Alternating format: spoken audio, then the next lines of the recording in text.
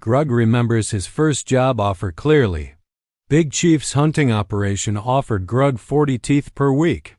Grug, eager to start working, grateful for the opportunity, accepted immediately. Didn't ask any questions about the number.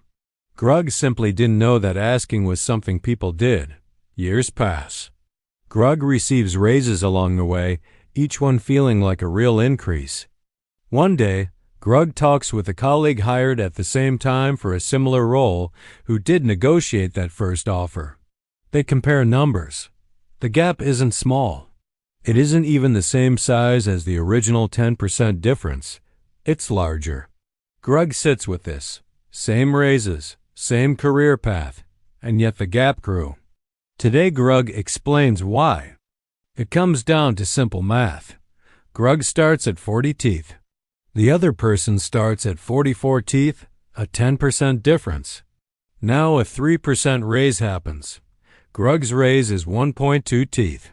The other person's raise is 1.32 teeth. The gap grew because the base was larger. This repeats every single raise. Percentages compound on top of already different bases, working against Grug for his entire career. After 10 years, the gap grows to 5.4 teeth per week. After 30 years, it grows to roughly 9.7 teeth per week. It's the absolute gap that determines purchasing power and lifestyle. Over 30 years, the accumulated difference is many, many times larger. This is the area under the curve of a gap that started small and grew every year. Now Grug addresses the natural objection, but I can just work harder, perform better, get bigger promotions, and close the gap myself. This is true, and Grug isn't suggesting effort doesn't matter. Someone who outperforms can absolutely end up ahead of someone who started higher. But here's the part that's easy to miss. Promotions and merit increases also tend to work as percentages relative to your current salary. A 15% increase is 15% of whatever the current number is. Two different starting points produce two different absolute increases for the same achievement. To fully close a gap, someone starting behind needs to consistently outperform by enough to overcome a gap that's compounding against them every year. This is possible through negotiation and job changes. But possible with sustained extra effort is different than it doesn't really matter. Grug isn't saying the gap can never be closed. He is saying it doesn't close itself through identical performance and identical percentage raises. Something additional has to happen. Most don't realize this because the gap feels small initially and the compounding nature isn't visible in the moment. Now Grug identifies the other moments where this same pattern repeats, because the first job offer isn't the only place this happens, just often the largest and earliest. Moment 1. Every job change. When changing jobs, a new salary is often set with reference to the current salary. What are you currently earning is a common question, and offers are frequently calibrated as an increase relative to that number, rather than purely based on market value for the new role. This means if the current salary is already lower than market value, whether due to an uncorrected early gap or simply time without negotiation, a job change calibrated as current plus X% carries that underlying gap forward into the new role, even though the new role might support a higher number. Moment 2. Any raise or negotiation that uses what you currently make as the anchor, which Grug discussed in the negotiation video as anchoring bias. If the anchor itself is below market, every negotiation starting from that anchor inherits the gap, even if the negotiation itself is successful in percentage terms. Moment 3. Benefits and benefits that scale with salary.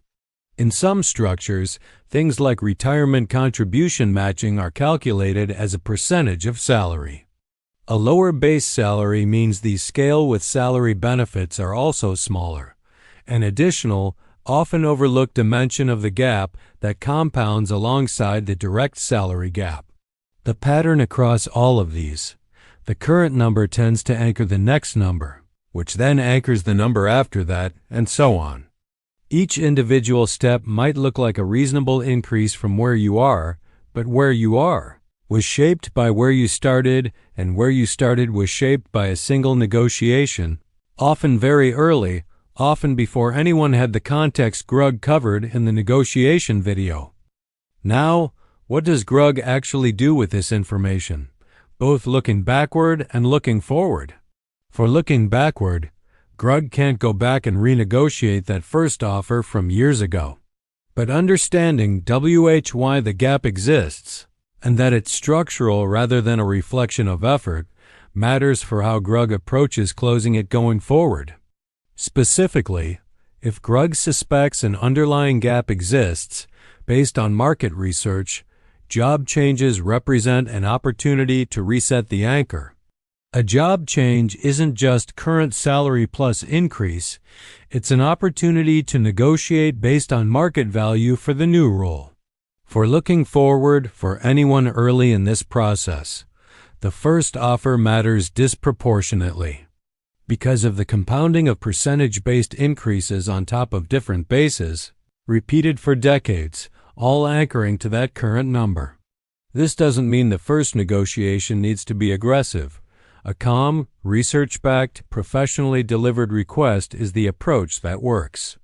The effort of having that conversation once early is disproportionately valuable compared to almost any other single financial action at that stage.